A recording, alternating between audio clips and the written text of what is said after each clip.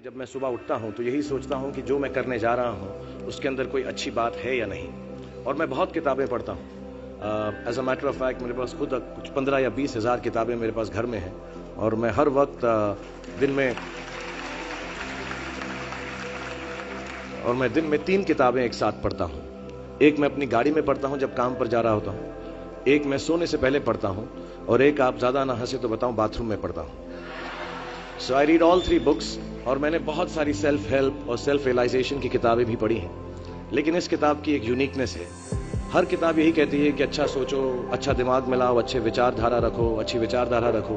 लेकिन ये किताब के अंदर बताया गया है कि किस तरह वो विचारधारा आपके अंदर उत्पन्न हो सकती है। How can this be created from the inside. And the second unique quality of this book is कि ये सब कहना बहुत अच्छा है कि अच्छी विचारधारा रखो, लेकिन हमारे अराउंड इतनी नेगेटिविटी रहती है, हम हमेशा बुरे ख्याल इंसान को बहुत जल्दी आ जाते हैं। बट ये किताब के अंदर ये भी बताया गया है कि कैसे वो सेंटर को, वो सोर्स को टैप करके हम बुरे ख्यालातों से बचें।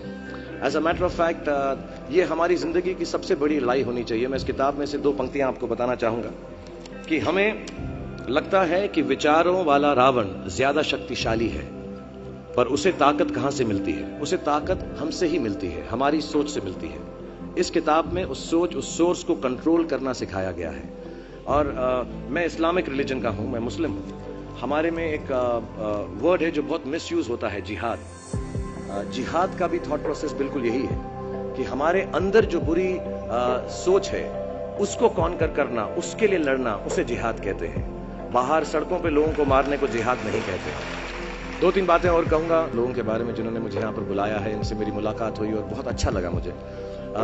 जैसा मैंने कहा कि सुबह उठते ही अच्छी थॉट्स सोचो।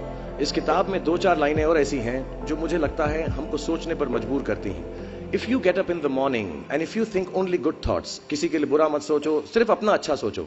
मैं बड़ा सेल्फिश आदमी हूं और मैं बिलीव करता हूं कि अगर दूसरों का सोचने का मौका ना मिले, अपने लिए भी सिर्फ अच्छी बात सोचो। ये मत सोचो कि दूसरा हार जाए, ये सोचो कि मैं कैसे जीतूं। It's only a way that you can turn around the same thought. Because as this book says, विश्व में किसी भी चीज के भौतिक निर्माण से पहले उसका विचारों में निर्माण होता है, which is true. I believe all things created in this world are created by our own thoughts. जो विचार होश और जोश में किए जाते हैं वे ही हकीकत को बदलते हैं।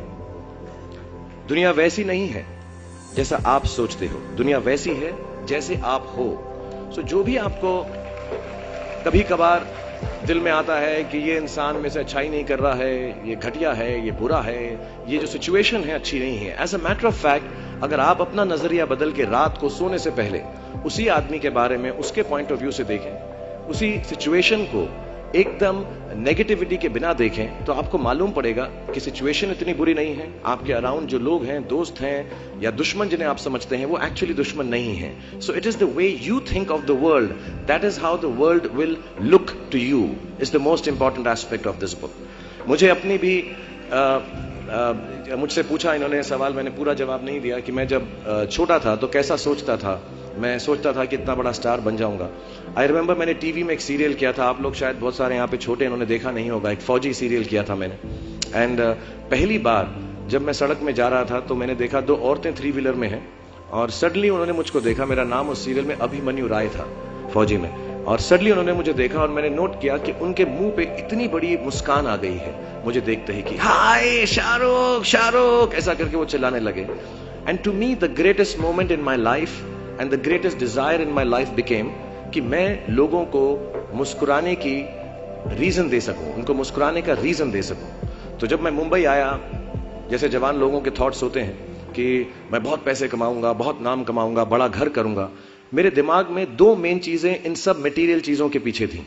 आज मेरे पास अल्लाह के फजलो करम से सब है, लेकिन इन चीजों के पीछे, ये गाड़ी मांगने के पीछे, घर मांगने के पीछे, और मुझे लगता नहीं ये बुरा है। I think all of you should imagine all the good material things that you want, but behind them there were 2 good thoughts. 1, मेरे माँ बाप की डेथ हो चुकी थी, एंड मेरे दिल में एक ही अरमान था कि अगर मुझे कोई बड़ा फिल्म फेयर का जैसा अवार्ड मिले तो वो मैं अपनी माँ की याद में अर्पित कर सकूं। तो my main dream was that I should win the award and become so big that my mother can see me from heaven. मेरे दिल में ये था। और दूसरी बात ये थी कि जो भी मैं काम करूं, जितने साल भी मैं काम करूं, मैं लोगों को मुस्कुराने के रीजंस देता रहा हूं। So my thoughts were always very positive. My reasons were very, very clear कि I will do this to bring smiles to people's faces. And that's the God's honest truth. Today sometimes I don't need any of it, but I keep working day and night, 20 hours a day. मेरे बेटे का जन्मदिन था परसों और उसने कहा आप मेरे साथ नहीं हो। नहीं, मैंने कहा मैं काम पे जाऊंगा, बिकॉज लोगों की मुस्कुराहट मेरे लिए सबसे ज्यादा अहम है। So if you have a good reason, all your thoughts and beliefs and everything that you want in this material world will come through. जितने भी जवान पीढ़ी के लोग यहां पर हैं, मेरे जैसे जो 20-22 साल के हैं, उन सबसे मैं यही गुजारिश करूंगा कि प्रैक्टिकल पर्पसफुलनेस, कि जो काम आप कर रहे हैं उसका कहीं ना कहीं नतीजा अंजाम मिलना बहुत जरूरी है। अगर आप 8 घंटे काम कर रहे हैं तो उसकी आपको तनख्वाह मिलनी चाहिए।